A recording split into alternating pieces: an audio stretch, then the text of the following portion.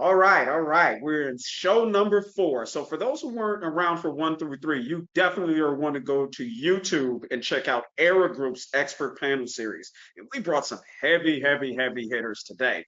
Category experts. One of the things that we have been doing as a commitment to helping the leaders in operations and finance understand the immense potential that lies in your status quo to return profitability and capital to the organization. We brought category experts. So I'd like to take the opportunity to introduce, it's kind of like the Jackson 5. I brought my band with me today. Paula, let's start with you. How are you today? Great, thank you. Beautiful, beautiful. We have a tradition here. What are 2 things the audience needs to know about you right away? Oh, I inherited my work ethic from growing up and living for many years on a family dairy farm where you just work all the time. So I dig deep and I make sure that I get the job done each and every day. That's one. What's number 2? So I write a blog as a hobby, like my day-to-day within Era Group is all about analytics and, writing corporate reports. And to fuel my creative outlet, I publish a blog on medium.com. I love it. So here's an interesting thing. I'm in the Colorado Governor's Fellowship. We went to Fort Morgan. I went to a dairy farm. You talk about hard work, so anything you say isn't hyperbole. Really love to have you on, Paula. We're going to have some fun today. Ted, you're up next. Ted, Hey, how are you? I'm doing great. I'm doing great. It's a great day here in the Carolinas where I live. I live in the Charlotte, North Carolina area. I have 2 great kids, one not too far away and one clear the other side of the country. I've been doing IT management consulting since I was a young child, over 40 years. So I'm just excited to continue to work in this business and to find opportunities to help our clients.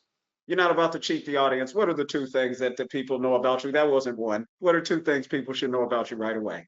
Well, like I just said, I think, I've been doing this for a long time. I love what I do. I love the people I work with. And one thing I think a lot of people that know me well know is I am a crazy avid hiker. Every weekend finds me out ranging across the mountains. And when I can drag one of my kids along, I'll drag them. If not, I'll grab my son's dog and take her with me.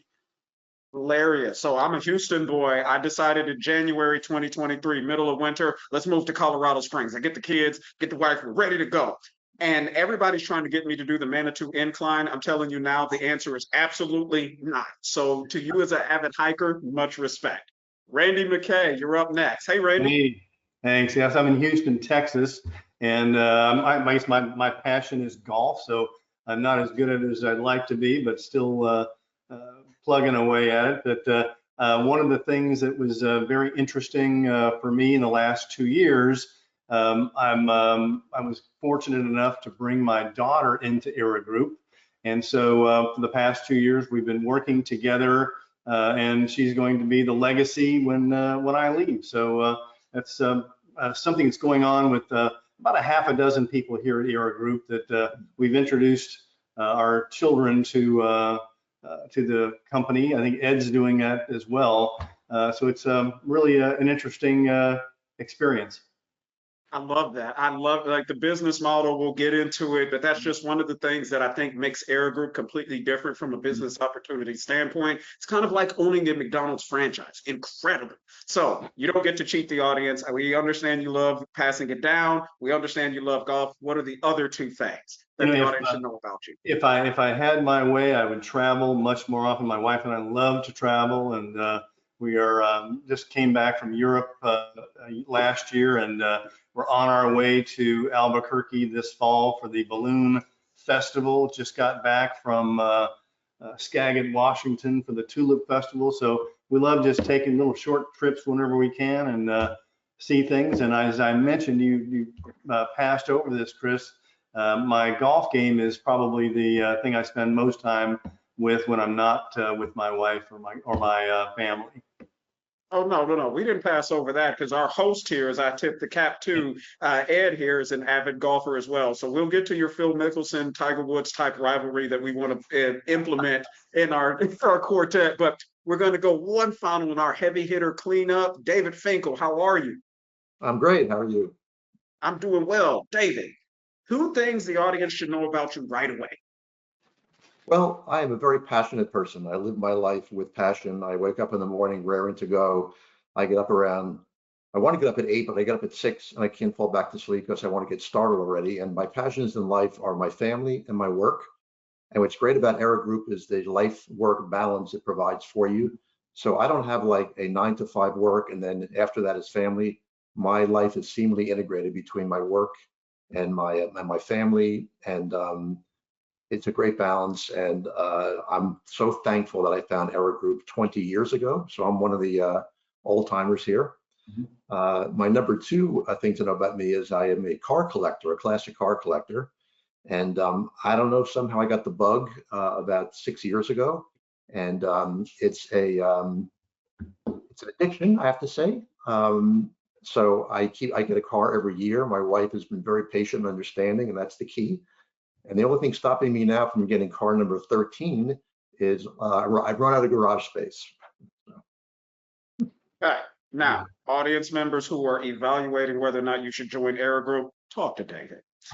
So Paula, I'm going to bring you back on stage, but before we do that, I have to tip my cap to the host. Ed Flanagan put this on. He has sponsored the expert panel series. He's giving other consultants a platform to be able to articulate in a way that's more engaging. We really want to be the type of brand that grabs attention, but it shares expertise, not just here's what we want you to understand, this is why you should buy from us. It's really about the people. And I don't know if there was a soul that was communicated in that lightning round, but we're going to get into it. Paula, let me pull you to the stage. I have some questions. All right. So your specialty is around insurance, right? And this is the necessary evil of business. I'd like for it not to be. And so can you paint the joys as to why you chose insurance as your category? And ultimately, what are some things that a leader should know about the opportunities that lie beneath the surface of the status quo of your insurance policies across the business? Those are fantastic questions. So I've spent my career in insurance. I've actually owned 2 separate agencies and understand how insurance is bought and sold in the US. And what bothers me more than anything, like I'm not a fan of insurance companies, which is kind of funny because you'd think as an insurance specialist, it's because you really enjoy insurance. But insurance companies get under my skin. They stack the cards for themselves, like the house always wins, right? And so employing Era Group and an insurance specialist who knows how that market happens and how, what creates the bottlenecks and the catch-22s for the consumer is important. And that's what I think that I bring to the clients that we serve.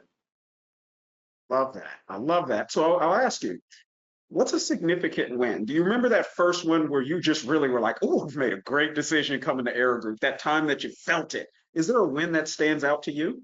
Sure. I was working with a Pennsylvania company on their employee health and benefits insurance package, and their broker was charging them 3 times what market in commission rates, and commission rates are awfully hidden within insurance premiums.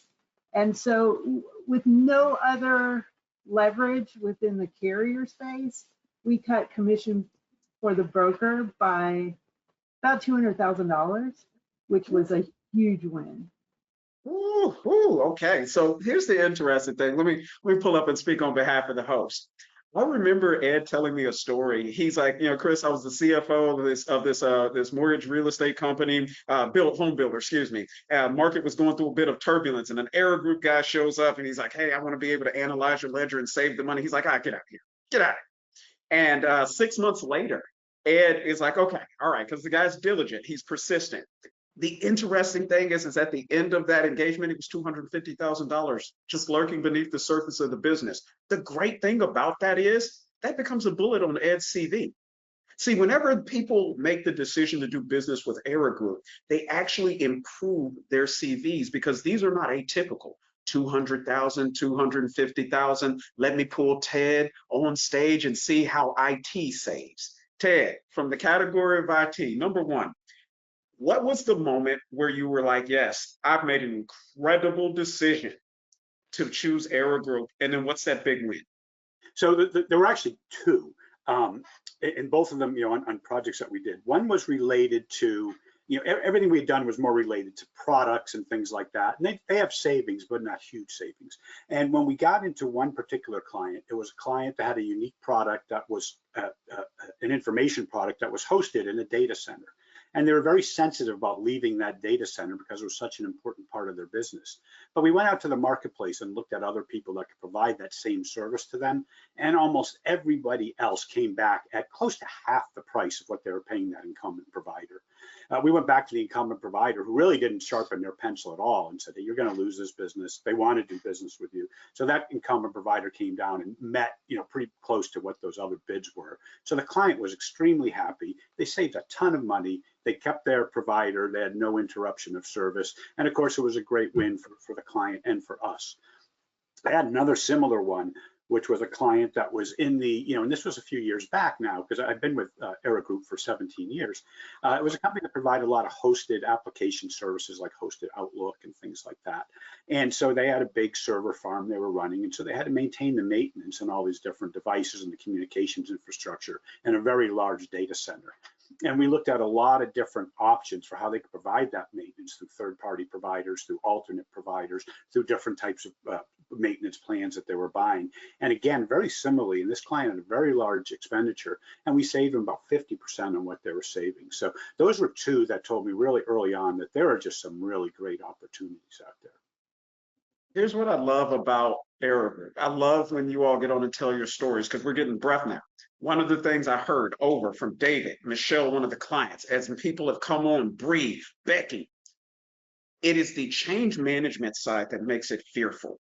And greater than 2/3 of the time, the incumbent provider stays. And so in this particular case, where Era Group showed an incredible value to the customer is going out into the market, having the conversations, grabbing the data, and being able to go back to the incumbent provider. Because I've been in IT, I've been a product manager, I've launched large-scale software solutions. The last thing you want to do is migrate. You just don't. But you definitely don't want to be paying 50% more than you should. So incredible story, incredible impact. Randy Mackay. Now, if y'all don't know by now, I'm like the young Michael Jackson. I'm bringing everybody on stage here. Randy, how are you?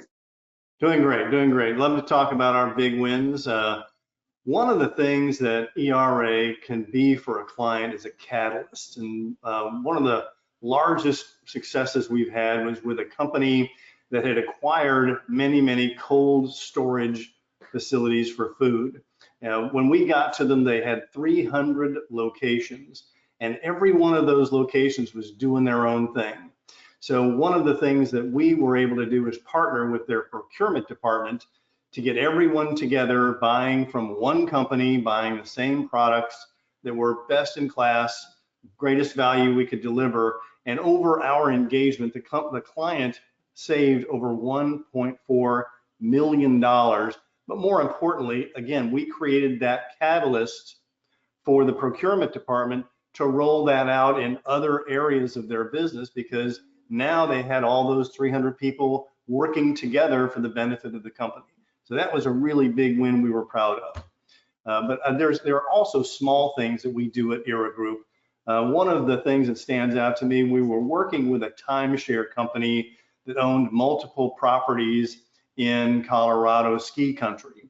And one of the things that they did on behalf of their residents is when you came to spend a week in the condo, they would leave you a little sponge in your kitchen so that when you cleaned your dishes, you would have that sponge to do it. And then people were there for a week, they'd make their own breakfast and lunch, trying to save a little bit of money.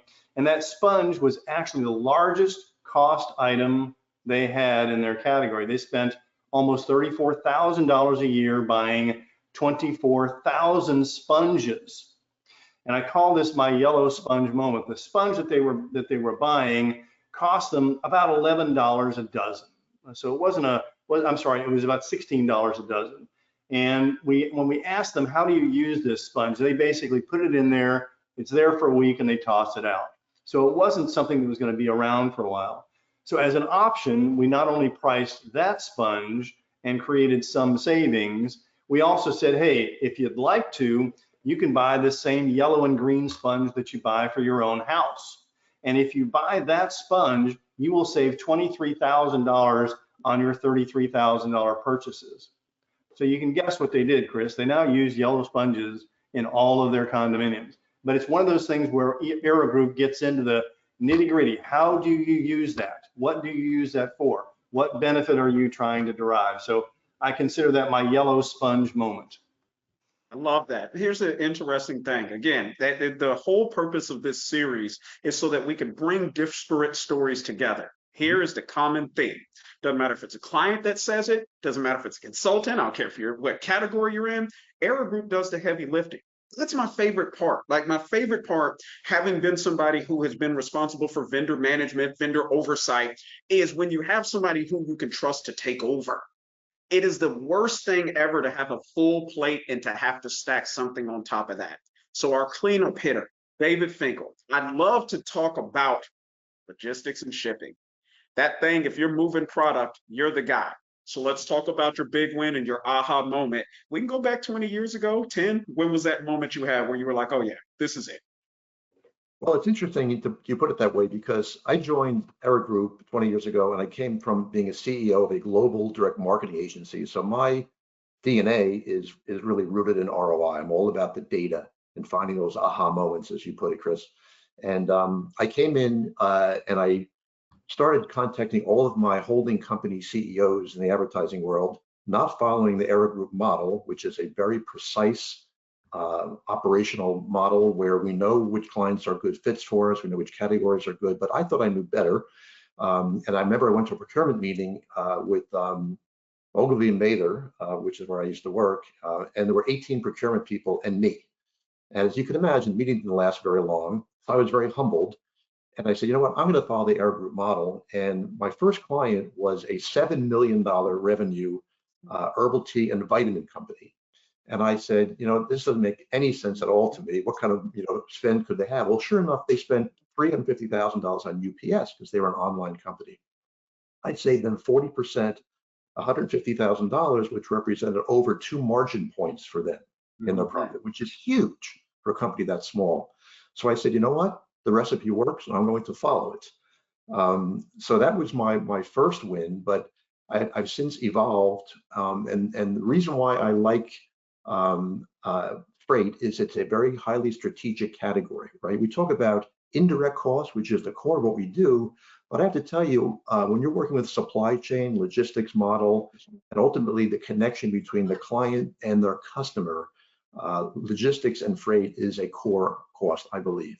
So I love it because I can be strategic, I can be tactical, I can do everything from inbound ocean freight to warehouse management to warehouse location optimization studies to make sure that the warehouses are located proximate to their best customers, which is a very scientific consulting arrangement we have using our SpendView proprietary data visualization model. So I love it because every day is different, and my most recent win is a $25 million freight client from $7 million and $350,000 review, and we're doing about 5 categories for them. And so far, not even done yet. Got through the categories, we're annualizing $2 million a year in savings. So it's a great opportunity, a highly strategic category, and that's why every day is different. I really enjoy it. Love it. I love that. And so here's the biggest value add that I can uncover. So I'm an outsider, I'm listening in, but I was one of those people in the corporate apparatus that if we were having capital challenges, maybe I had to restructure working capital, product launch didn't go as well as possible. And you learn to depend on others who have skill sets, like the solutions architects, like the quality assurance. Like I can't be an expert in everything, I can synthesize. I think one of the things that I would love to dive a little bit deeper into as category experts is there's a natural tendency to want to be the expert, right? Especially if you're the leader of finance. So Paula, I'm gonna bring it back to you. So naturally, when you first enter into the environment of a CFO, there's a guard up. I've done this negotiation, I've done it well. How do you broker the conversation to get the opportunity to show that you've done a great job and this decision will be an even better? Yeah, so that's a challenge, and you've accurately identified one of our first hurdles as specialists is to allow, get that CFO or main champion within our client pool to allow us to assist, right? Um, you know, it's not about necessarily showing your expertise, it's about showing your humanity, like explaining to a client that you see the same negotiations month in and month out for a variety of clients, and just making them feel comfortable with the process. It's really about getting the introduction to the vendors, suppliers, bringing in a larger group of folks that have the best interest of the client at heart. Is that where I mean, can you elaborate a little more? Do you want an example? Well, the way you articulate your role, you're kind of like a sports agent. And for those who may not understand the distinction, like if I'm Michael Jordan, yes, I can negotiate on my own behalf. I'm Michael Jordan, I can do that. I'm a great player. But I hire a David Falk, the agent, in this case, Era Group, because David Falk, the Era Group, understands at the market level the best ways to approach the idiosyncrasies of negotiation. And so if we narrow it down to insurance, there are certain things, the language, the vernacular, that can tie a CFO up who's not necessarily an expert in insurance, but they want to be an expert in cost reduction. So when you are one part category expert, one part humanist, what's that soft touch where you allow for the person to be the dominant figure that they are, but ultimately share with them, hey, I'm here to be the doctor, the agent to help you? Yeah. So, our competitiveness that we create when we're out there working with the client, we engage on their behalf someone other than their incumbent, oftentimes 2 or 3 other folks than their incumbent. So, we create a level playing field for all of the suppliers that are bidding for the business. And then we enable sort of a behind the scenes negotiation effort. I've actually recently had a client in Texas. It was a restaurant group. The incumbent came with their bid. Another insurance broker came with their bid, and a third insurance broker came with their bid. And we tossed those bids back and forth in a very nondescript manner. We didn't take the actual quote and send it to somebody else, but we gave the impression that there are more competitive bids out there. And we ended up getting a matched bid from another broker who had the superior program, that had the strikes of exclusions that we didn't want included in the insurance contract. So we improved the contract language, we got more coverage in place, and got the best cost by utilizing that leverage that you can only use if you're going through an in-depth process like we run. Love that. So in essence, what you articulated is that you all are able to take the highest quality brand, whether it's, let's say, Apple in the tech world, let's say it's the New York Yankees in the sports world. So you bring quality and you bring best deal. And that's a very hard thing to do. Typically, if you have the highest brand at present, so to speak, you typically have superior advantage on pricing. But because you create this competitive environment, you're able to actually negotiate. And so I love that story. Ted, I have to pull back that thread. Let me get you back on stage. I have to understand something. So you're in the middle of the negotiation, you're getting these bids, you're seeing the 50% markup. How do you broker that conversation? Because that's not an easy conversation to have. Where do you start? Because it's gut wrenching, especially if they've been doing it for months and months and months. Money's been wasted. How do you broker that? So, it's just the reality. You've just got to go back to that incumbent and say, hey, here's what we heard. First of all, you got to know, like, so I had another one. Well, actually, I think it was, it was actually one of the same ones I was talking about, where, they had an incumbent, and when we did go out to bid, you know, the bids that came back were all over. They had come down. We had actually negotiated a year extension for them at a 10% discount before we went out to bid, because the client was a little, you know, nervous about changing providers and stuff. And, you know, it didn't improve any of the service or quality. So, but it was a placeholder for that. But in the meantime, you know, we got to understand a lot more about what they were doing and where they wanted to go. And so we were able to, and this is a real key to what we do, and this is in the managed services space, it's a real key, is really trying to understand what those requirements are and getting other providers to understand what those requirements are at a similar level to what the incumbent supplier understands those requirements to be. And so we go through that process, and we got bids all over the board. We had one, they were paying about $12,000 a month for this service. The one that was the winner, as I mentioned, was about $6,000 a month. There was one that was a little higher in between. There was one that was higher than the original bid. That didn't even make sense to us. And there was one that was like $3,000. So we knew right away, $3,000 isn't going to make sense. There's no way it should be more expensive. So we had 3 to work with. So then by working with those different providers and asking questions to make sure we've got to make sure that they've got the understanding of the scope, then we know we can zero in, and we can get comfortable on those numbers that they're presenting to us. So when it gets to that, then yeah, sure, we're going to have a talk with the client, and that's our next step. We're not going to go back to the provider necessarily at that point. You know, we're going to go back to the client and say, hey, here's the situation, and they're going to say, yeah, we need to move on from those guys, because typically the reaction is, hey, we've been getting ripped off by these guys for years. How come we didn't know it? So it's not a difficult conversation to have with the client. And, you know, I've had every supplier conversation. I mean, everyone's obviously disappointed if they lose business, but they understand. They understand it's a business. They understand everything's competitive.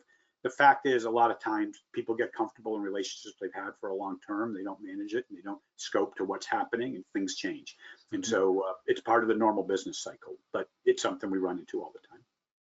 Love that. I love that. So one of the things as we talk about, one of the heaviest wins we've had to testify to was Randy with $1 million savings. I can't wait to dive in a little bit to that.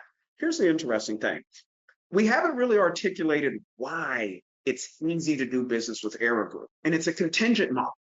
You see, it's not a retained model where you just walk right in the door, McKinsey's, the Bains of the world, you pay, you cut a check in. Before you've even figured out whether or not there will be savings delivered, you've already created expenditure. The great thing about the way Era Group works is that until it's delivered, there's nothing realized on their. So the skin in the game is immense on their part. So I want to pull back my $1 million closer over here, Randy. In that particular case, where you're delivering that large size of savings, what does that feel like? And how does that help you be confident in the subsequent engagements, because you can see that thing? How did that help?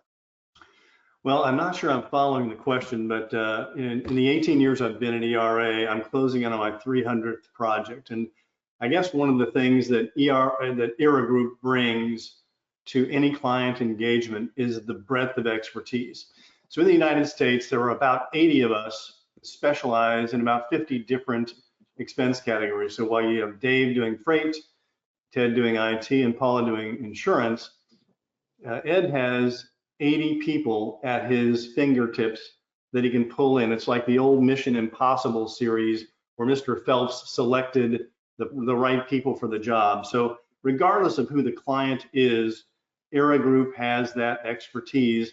And most of us, before we joined Era Group, 18 years ago, I was 36 years in the department store business. Dave mentioned that before he joined Era Group, he was the CEO of a marketing company. We all bring our prior experience in business to this. You're not getting, some college kid crunching numbers for you. You're getting someone who had practical business experience that has brought that to Era Group.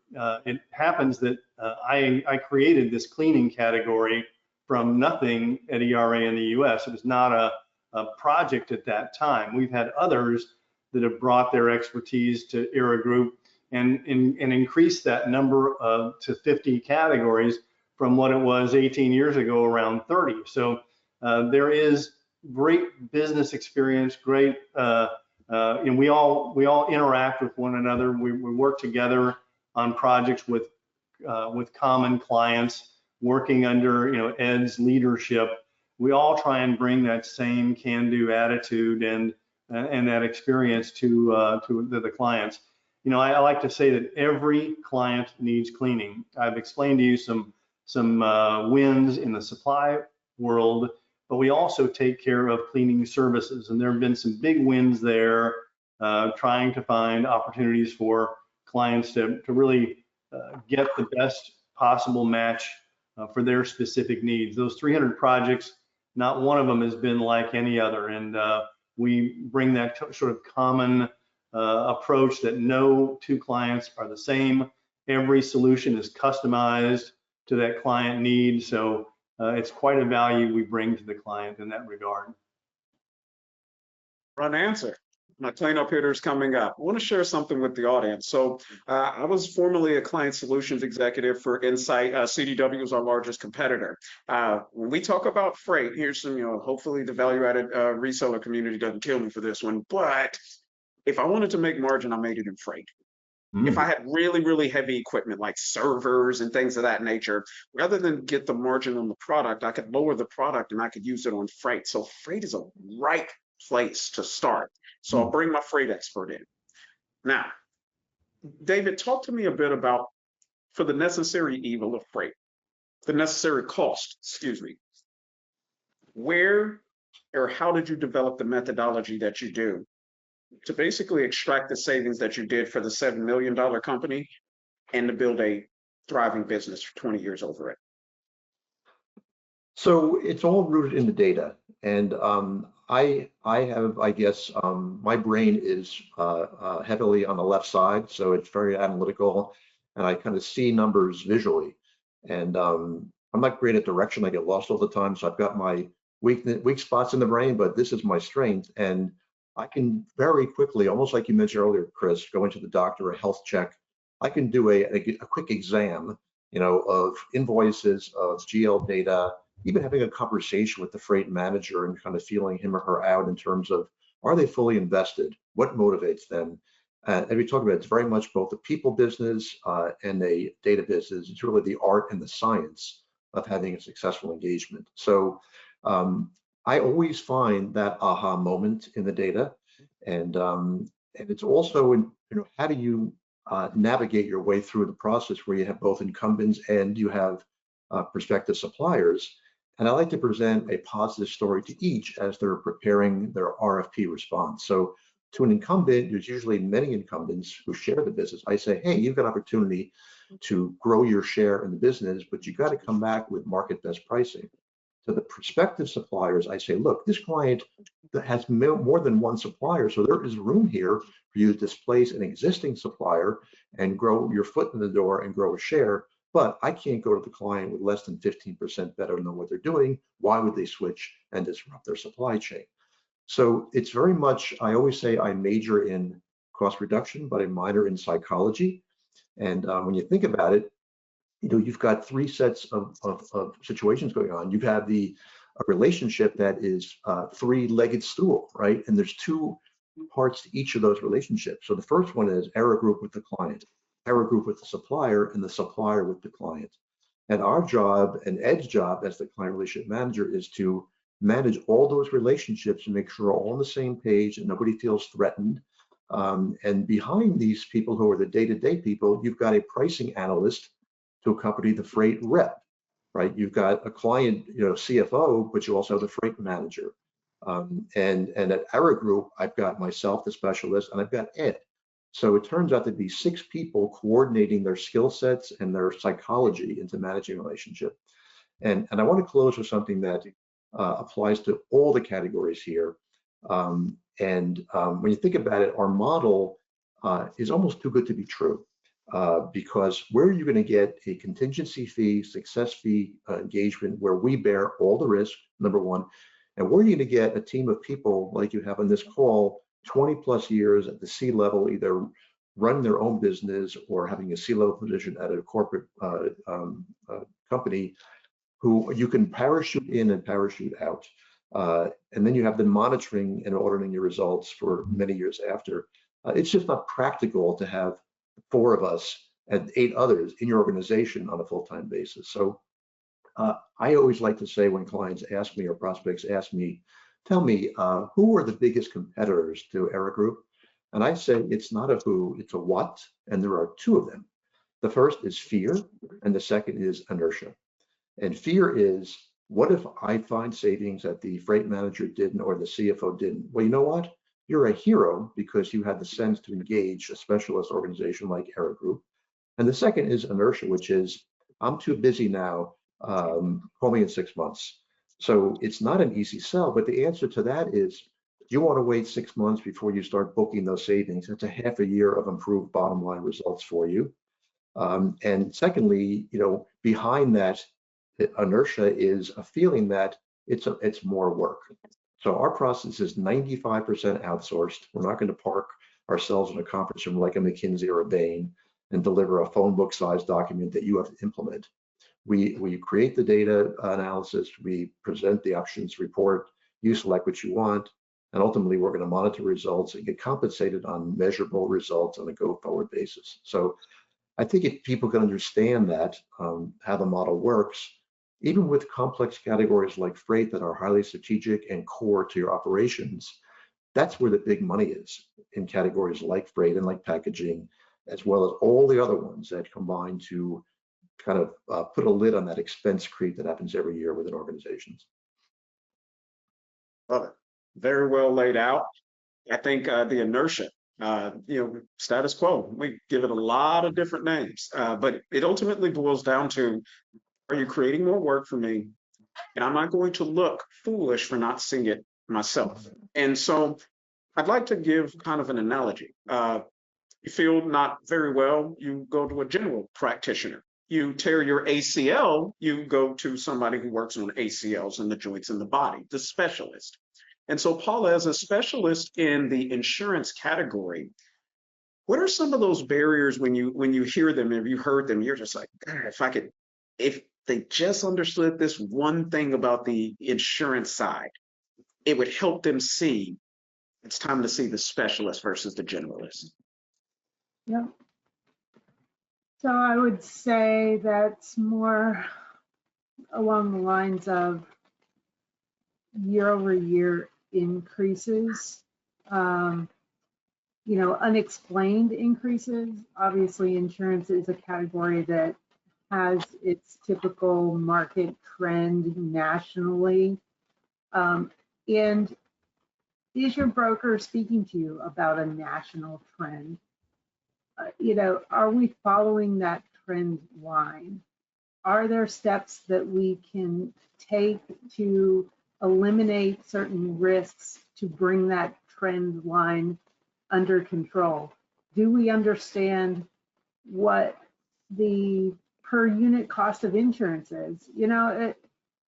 Insurance, you may not think of a per unit cost, but it really is per $100 of payroll that you spend in workers' compensation coverage, per $1,000 in total insurable value for the items that you own, your business, your personal property. Can you cover things like business income? If you had a hurricane come through and shut down your operations for 3 weeks until you can get your business up and running again, can that income be covered? All of that can be covered. It's about understanding the risks associated with operating your business and how to protect them.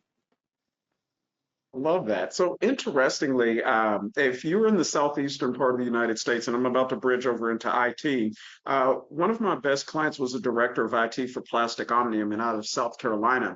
And because they were in Hurricane Alley, they actually had to have increased insurance premiums. They actually had to have hot sites in multiple places, far different than my best client out in Michigan, who, yeah, the cold is there, but it's nothing like the hurricane season. And so there's business imperatives. So I want to bridge to Ted because there's a difference. There's a fundamental difference in everybody's category. So Paula, you're dealing with what, we have to have the insurance, and you kind of described AFLAC. They need to understand the AFLAC connection, which is the things that you prepare for from a contingent basis. But Ted, you deal in the wheeler and dealer category. I mean, when it comes to IT, there's always a new creation coming out. There's always something. So they're a bit more fluid when it comes to making changes and ultimately, with the exception of the risk management. So I'd love to understand from you, from a whole standpoint, is there anything outside of the big infrastructure? Is there any major hurdle that you see when you're just like, I wish I could overcome that one. Well, yeah, I think that the real hurdle we get is, I do everything related to technology. So whether it's your computers, your phones, your cell phones, whatever, we want to look at it all because all that stuff integrates with each other. So a lot of times I will come into a client and they'll say, well, that's great, but just look at that. So Ed and I have a great client and they've got a great opportunity to save hundreds of thousands of dollars in the IT space. But so far, we're saving about $100,000 a year in the mobile space. And so it's a great project, but we think there's a lot more opportunity until we can peel back the layers and get to that. So, we can help that client a heck of a lot more if we can get into those other areas of opportunity. So that's one hurdle that we have in terms of being able to provide our best value. The other one we have is because of these areas, there's so many stakeholders involved in all of our projects. So a recent example is we were talking with a client and we had recommended they go with your old company, in fact, and they were with a different competitor mentioned. And we got on the phone and there were some issues with trying to get a better contract in place with the incumbent supplier. And we recommended that they went with this different supplier. And it came up on the call, even though we asked this question 100 times, that it came up on the call that one of the stakeholders had a daughter that worked at the incumbent supplier, and that was her expediting channel.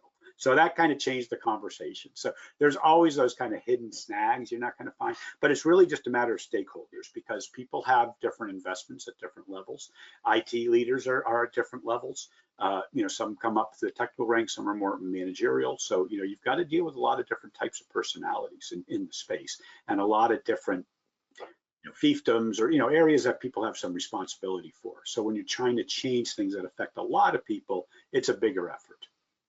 Love that. I love that. And every category that we brought onto the table today is a necessary category for business. I don't care what business you're in. These 4 categories are part of your day-to-day life. And so, Randy, I'm going to pitch it to you. I'm going to move the conversation a little bit broader for you. In the cleaning supplies and the cleaning services space, where you're talking about anybody who basically has real estate, commercial real estate of any kind, where is the greatest opportunity? Is it in the services? Is it in the supplies? Well, services is usually a much larger cost than supplies are, but there's no reason you can't do both. And that's one of the things we strive for is to point out to the client we can look at both of them at the same time. Back to your original question, though, in terms of the obstacles, when clients attempt to do this kind of work on their own, the typical approach is, as one of my colleagues has often said, 3 bids and a buy. And 3 bids and a buy, you think, well, I did it, done. But they don't understand what the benchmarks for the category might be. So in my particular case, there are a couple of really key benchmarks and services that we look for initially when we get the client's data. And so we might look at things like what are they paying per square foot for the services that they are receiving.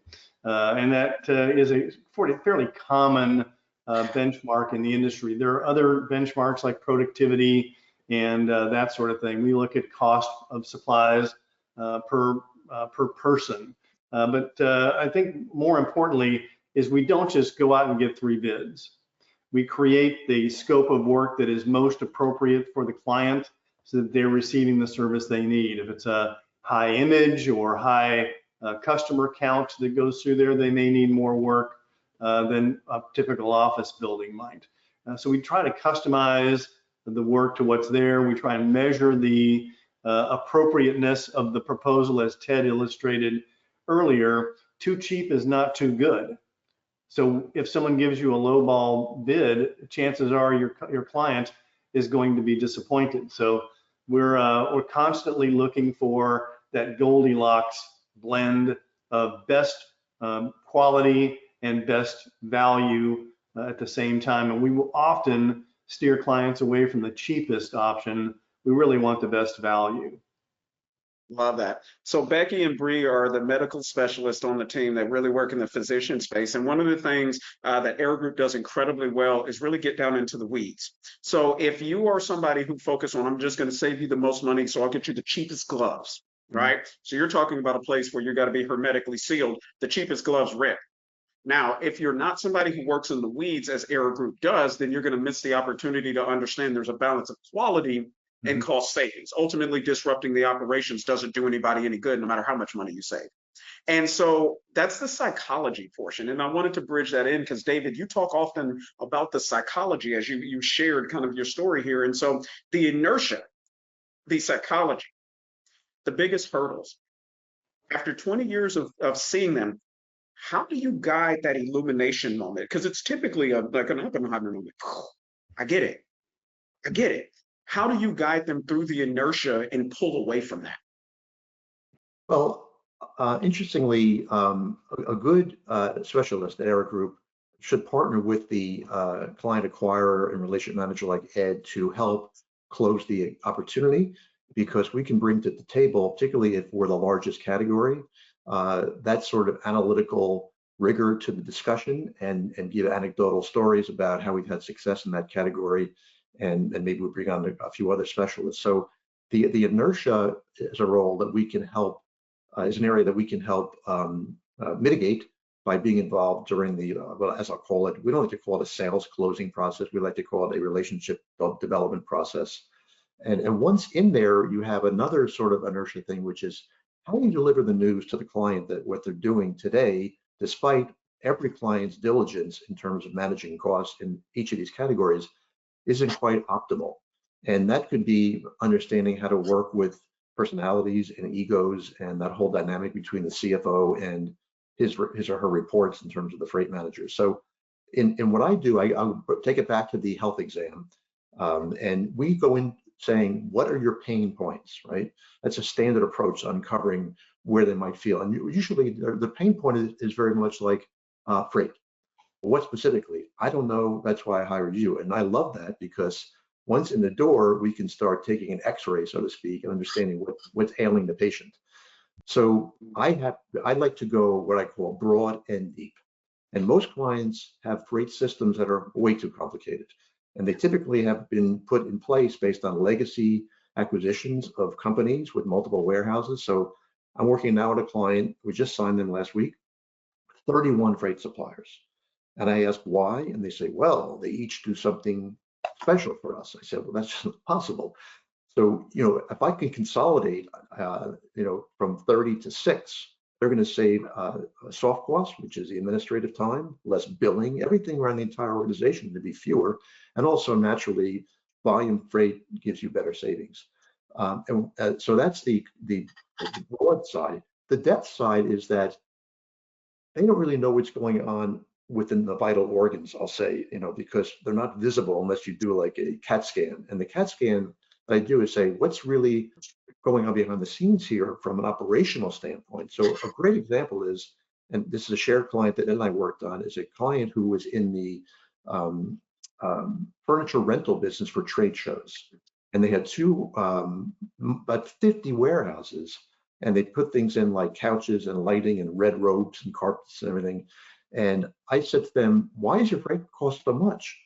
I don't know. It turned out that I took their 10-day sales process from the time a client brings an opportunity to them, like a Microsoft, to manage the Jacob Javits, show.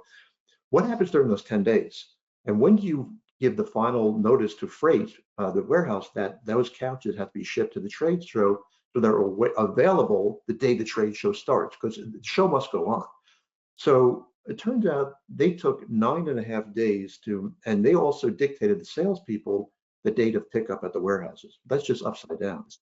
So we deconstructed the sales process, and instead of having 2 hours notification, which is horrific to get a truck in your warehouse to pack it and get it over to the show, we pulled 2 days out of that 10-step process, 2 days away from the salespeople, and gave it to the warehouse. So by going from 2 hours to 48 hours, we saved $1 million on just under a $4 million spend with the same suppliers. So you talk about like, duh, they just were taking orders from the salespeople. So one of the things you have to be sure of is, how is freight procured within the organization? And it should be procured by the freight and the warehouse folks, not by the salespeople who are motivated quite differently. It's to please the client and take up a bit, sometimes too much of the time of that whole process. So this is one of many ways that would just confound you, that we see under the covers, that you would say, how could they not know that? But this is something that a specialist can figure out, like when you go to have that knee surgery. The general practitioner is not going to know the answer to it. Love it. I love that. I want you to hold that energy and that enthusiasm, because this is the round where I want to connect with the human. Paula, I got to bring you back on. And here's my question. What excites you the most about the future with Era Group as we close off this expert panel series? What are you most excited about?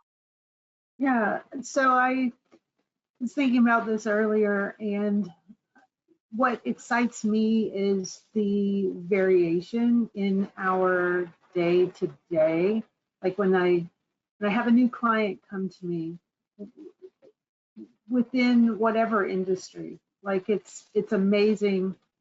Even though we're specialists, we don't know everything about every industry. I certainly don't, but I've had the opportunity to work with very specialized firms. Like once I worked with a client who manufactured downhole drilling tools for oil well drilling. And, on the day after, you get a call from a client who's producing manufacturer producing vials for pharmaceutical companies, or, a restaurant group that I already mentioned, or, just the variety of the client is very interesting to me. And that keeps me personally on my toes, keeps me learning and growing and expanding. While I may not know about the operations of a particular client, I do understand how insurance is marketed, purchased, sold, and those transfer to every client that comes our way. So what excites me the most is just the fact that I can work across industry, across all specializations, and I get to partner with people like Ed, who bring those interesting and unique clients to us. Beautiful, beautiful. Ted, Yes. what excites you most about the future? So I work in a great field, right? I'm in technology. So just to give you an example. So years ago, many years ago, I won't say how many, did a project for a state, and we were implementing a new financial system, mainframe-based technology, coding and COBOL, all that good stuff. And we needed to put terminals out in the regional offices. So we had a contract for someone to actually lay out the physical lines to those, from Hartford, Connecticut to each of those different regional offices, and or contract or sometimes physically build lines to get service for the terminals to the mainframe computer. Now it's like you go onto your online PBX, they add a line. It's just incredible what happens. So I've got a client I'm working with currently, and we're working through some solutions. They make a technical product. It's a consumer product made from a couple of technical components, and they need a help desk, a support center to handle calls, both sales calls and technical support calls. And they had a company that was doing it, but they're more of an answering service than a technical call center. So we started looking into different providers who might be able to help them. And I was talking with some guys I know on the telecom side, and they started telling me about a system they had developed and were using in-house using AI that allows them to support their telecom clients. And I said, we could link that system to the data that my client has, plus the data that the vendors have of the components they have, and the scripts that they've developed for their call center, put it all into this AI and manage the front end of a lot of their calls going that way, and then contract someone to handle the back end calls. So it's just turned around the way they do things completely. And that's what I love, is just seeing things being done differently, seeing the different opportunities that come up, seeing the way things have evolved over time. And, obviously, we like delighted clients. I mean, I've had another client that I've had, and I think it's a great example, is, in terms of impact on a client, was we had done our normal process. We had done our baseline report. This is a large nonprofit. We had done our baseline report where we documented all the different areas, but they had a new chief technology officer coming in. She came on board about a month after we wrote the report. First thing she did was read that report, and she and I had a great conversation. She was able to get a great overview of organization and prioritize what she wanted to do. So then we worked on managed services, which is a great project to work on because you get involved with the clients, you get involved with the suppliers. It's a lot of work, but it's fun. And it was a very strategic project because one, they had to replace what they were doing today. They had a current provider and they had to replace it. Two, cybersecurity is a big deal now. That wasn't a big deal when they had that managed services provider come on board. So there was a phase, wave 1A was fix what they have. Phase 1B was add cybersecurity. So we had to dig into that. And then phase 2, we asked providers to bid on how they're going to help them lift and shift to the cloud. So it's just, we keep seeing these same kinds of themes over and over again as people tend to exploit new technology, exploit the cloud, etc. And that's what I love, and taking clients through that journey together. Love that. I love that. So if I can summarize, Paula loves the fact that there's a constant learning environment, it's project. So if you're thinking about joining the Era Group franchise, this is the opportunity to really understand how fun and exciting the day can be. Ted, there's variability, there's constant evolution. You know, technology changes every 13 seconds, it seems. Randy's building a legacy, but I'm not going to front end it for you. Randy, what are you most excited for in the future with the Era Group? Yeah, well, one of the things that just recently happened, Era Group was acquired by Horizon Capital. Horizon Capital is an organization that owns about 15 different B2B service industries, and Era Group is their new crown jewel. And one of the things that excites me is the emphasis that they're bringing on even improving the technology that is put at our disposal. It is refreshing to see the new people that have come in and are bringing their learnings from their prior engagements, and really excited about seeing the kind of things that they're talking about adding before the end of this year.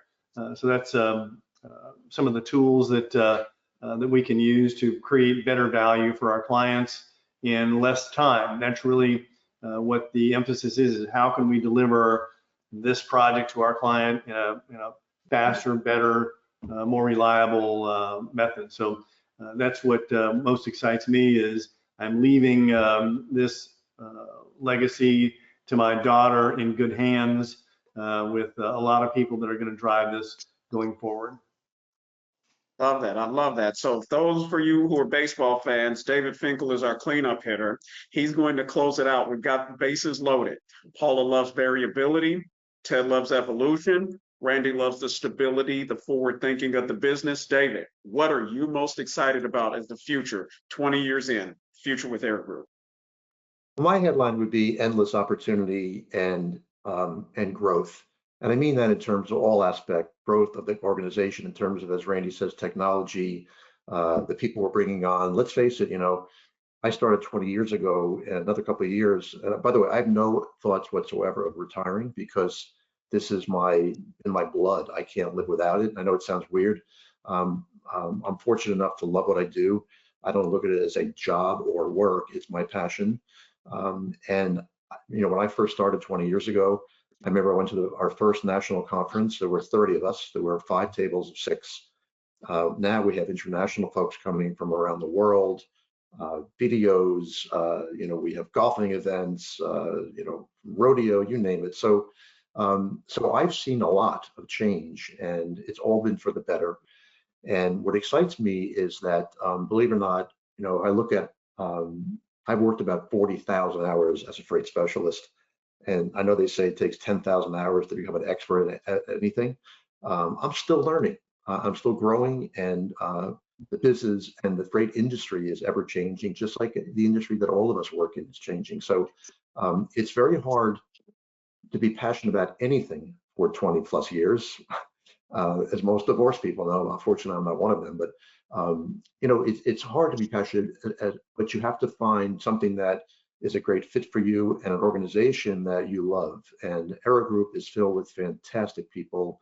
You have a combination of independence and collaboration, which you can't beat anywhere. You have the freedom to work the hours that you want, integrate your personal life into your work life. And what excites me also is that that Randy is doing with his daughter, and by the way, many of us do with the organization, it's what we call giving back. And I love to, every time we have a new group of people who joins ERA Group, and it's becoming a lot because it's become a very desirable place to be, I give them a call, we have a Zoom call, and I tell them about what I learned, what mistakes I've made, and my headline is, how can I help accelerate your success? So in a way, there's a next generation of folks like Randy's daughter, like Ed's daughter-in-law, who are going to be the next Randy Mackays of the world. We feel it's incumbent upon us to keep the legacy going and to share what we learned and frankly learn from them as well. There's a lot of great youthful enthusiasm and certain expertise that, let's face it, us old timers maybe missed the boat on. So it's a great combination of people, collaboration, and a great organization behind us, including our new ownership, that this is a strategic acquisition. They're bringing a lot of value in every aspect of it versus someone who's looking for ERA Group to be simply one of many organizations that they can make their margin on. So it's a great time to be at ERA Group, and the future looks very bright.